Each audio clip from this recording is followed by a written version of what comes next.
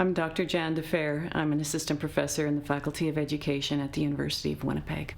In this article, I draw on critical mental health scholarship and professional codes of ethics to argue that school-based mental health referrals should include content from critical mental health scholarship.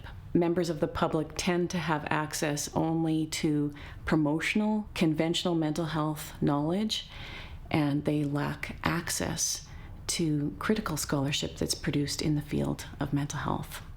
In my article, I have focused specifically on three key components of critical mental health scholarship.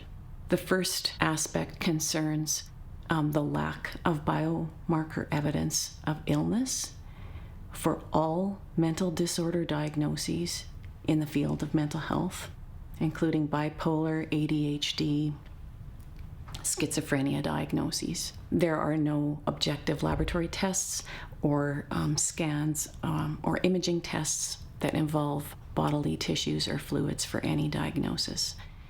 So mental disorder diagnoses are based on subjective reports of human emotion, behavior, perception, thinking. A second aspect of the critical literature discussed in my paper concerns psychiatric drugs. I'm drawn to scholars who encourage awareness of how psychiatric drugs function in the body and also their potential for harm, so that people can be in a good position to weigh potential benefits and potential costs of beginning to take a psychiatric drug. A third aspect of the critical mental health literature discussed in this article concerns psychiatric diagnosis. Many Canadians don't know which professionals in Canada are authorized to give a mental disorder diagnosis. People are often unaware that psychiatric diagnosis cannot be undone. There is no diagnosis for recovered, for cured, for healed, or for normal. The only official options psychiatry provides after diagnosis are remission or relapse. That's an important point because diagnoses can present barriers for people at later junctures in their lifetimes when they are wanting to obtain life insurance or disability insurance. Your mental disorder diagnosis can easily place you in a more expensive category, or you can be denied access on the basis of mental disorder diagnosis. Your diagnosis can be used against you when you're attempting to arrange access to child custody, or you're moving through adoption proceedings in the courts. And there are several careers that will not be available to people due to the mental disorder diagnoses that they have.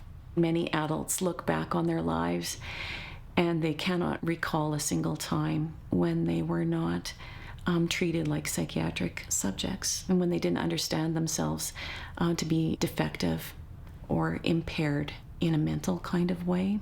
So critical mental health scholars often suggest that people's very real and serious difficulties should be understood with their contexts in mind, and what we often frame as mental health issues are often better understood as social, political, economic problems, and not necessarily the property of psychiatry.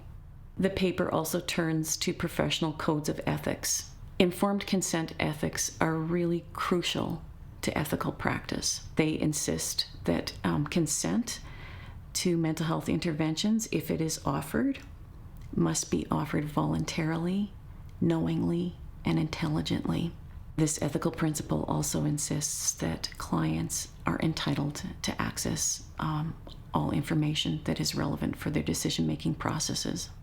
Critical mental health scholarship is not about increasing stigma for people or saying, see, there's no phenomena here, but rather it's about challenging and improving the intellectual, scientific, and ethical integrity of the field of mental health.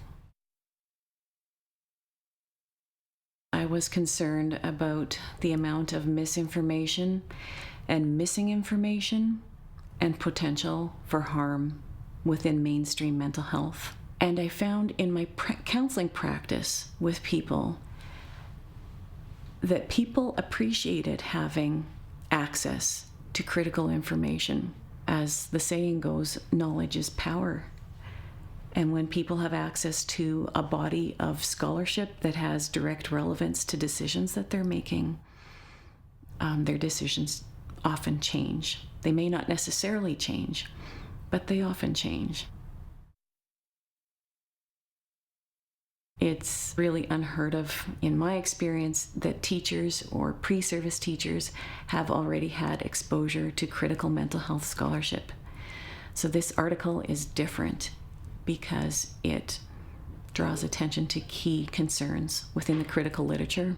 It really focuses on what educators can do to build public access to the repository of critical mental health scholarship.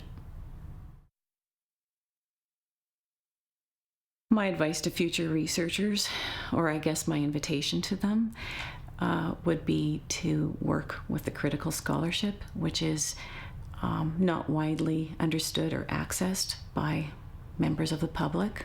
And in addition, I would encourage future researchers to consider collaborative action research projects that directly concern changes or potential changes to policy and practice within mental health agencies.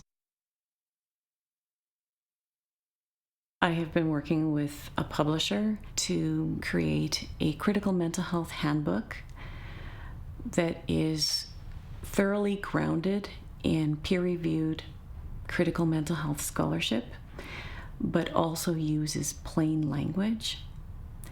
And the purpose of this handbook, or you could call it perhaps a critical mental health primer, would be to help support professionals who want to have critical conversations with patients and clients and parents and students in schools, but they might feel perhaps not fully equipped to have those kinds of conversations. And so the purpose of the handbook, again, is simply to provide client and public access to information that is normally not included in mental health promotion campaigns and curricula.